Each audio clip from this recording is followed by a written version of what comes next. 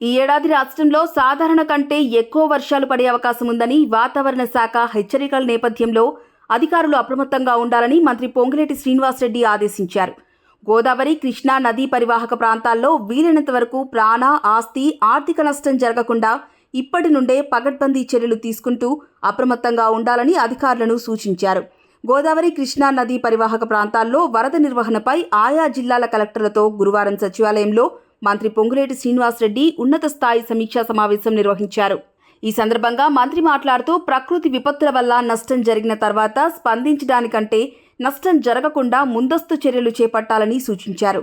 హైదరాబాద్ తరహాలోనే రాష్ట్ర స్థాయిలో ప్రధానంగా వరద ప్రభావిత ప్రాంతాల్లో చేపట్టవలసిన చర్యలు, విపత్తుల నిర్వహణ విభాగం బలోపేతానికి తీసుకోవాల్సిన చర్యలపై హైడ్రా కమిషన్, అగ్నిమాపక డీజీ, విపత్తుల నిర్వహణ commission, command control centre director, నీటిపారుదల, ఆరోగ్య శాఖల కమిషనర్లతో ఉన్నత స్థాయి కమిటీని ఏర్పాటు చేశామని ఆయన తెలిపారు.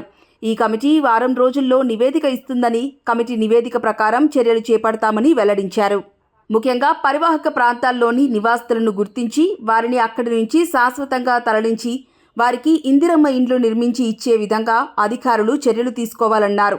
గతేడాది గోదావరి పరివాహక ప్రాంతాల్లో తక్కువ సమయంలో ఎక్కువ వర్షం పడడం వల్ల నష్టం ఎక్కువగా జరిగిందని, ఈసారి కూడా అటువంటి పరిస్థితి ఎదురైతే నష్టాన్ని తగ్గించే విధంగా ముందస్తుగా ఏర్పాట్లు చేసుకోవాలన్నారు.